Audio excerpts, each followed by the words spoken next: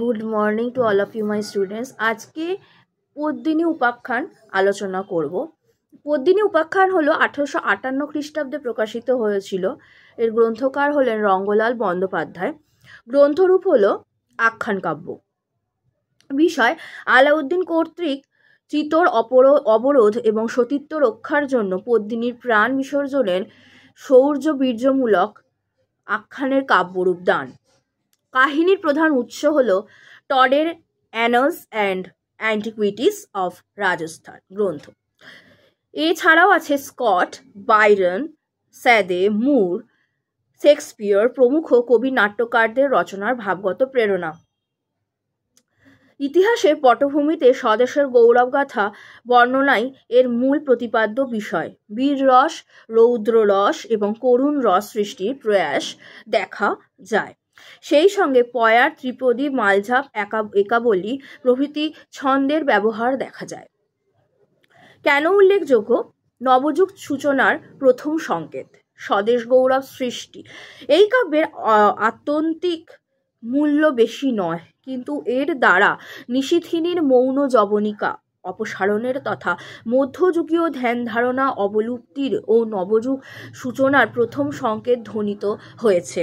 এই কাব্যের দ্বারা প্রথম স্বদেশবাসীর মধ্যে জাতি গৌরবের ভাবাবেগ সৃষ্টির প্রয়াস দেখা যায়। যেমন ক্ষত্রিয় দিগের প্রতি রাজার উৎসাহ বাক্য, স্বাধীনতাহীনতায় কে বাঁচিতে চায় হে, কে বাঁচিতে চায়, দাসত্ব শৃঙ্খল বল, কে পড়িবে পায় হে, কে পড়িবে পায়। এই অংশে টমাস মুরের glories of Byron the brave and from life without ফ্রিডমের ছায়াপাত ঘটেছে। ইতিহাস নির্ভর কাহিনী নিসর্গ বর্ণনায় নতুনত্ব। ইতিহাস নির্ভর কাহিনীর অবতারণায় বিষয়বস্তুর অভিনবত্ব এবং নিসর্গ বর্ণনায় নতুনত্ব দেখা গেছে।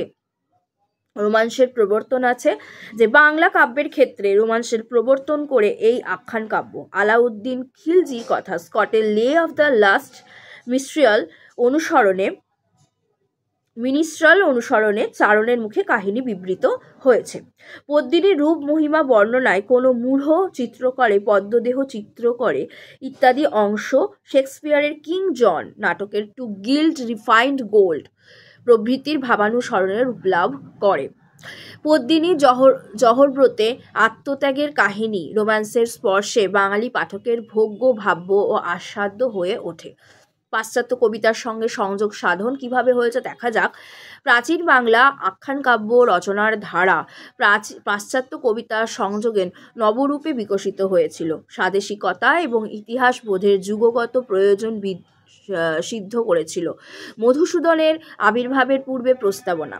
কাব্য রঙ্গভূমিতে কবি নায়ক মধুসূদনের প্রবেশের আগে প্রস্তাবনা সৃষ্টি করে এই কাব্য পাঠক চিত্তকে প্রস্তুত করেছিল পরবর্তী তিলোত্তমা আখ্যান কাব্যের জন্য। আজকের ভিডিও এই পর্যন্তই। পরের ভিডিওয়ে থাকছে অন্য কিছুর প্রসঙ্গের আলোচনা। সঙ্গে থেকো তোমরা। প্রত্যেককে ভিডিও যদি ভালো লেগে থাকে, যাদের যাদের ভিডিও ভালো লাগবে তারা অবশ্যই চ্যানেল সাবস্ক্রাইব করে দিও, বেল আইকন দিও এবং কমেন্টে জানাও তোমাদের কেমন লাগছে। আজকে এই পর্যন্তই। Thank you.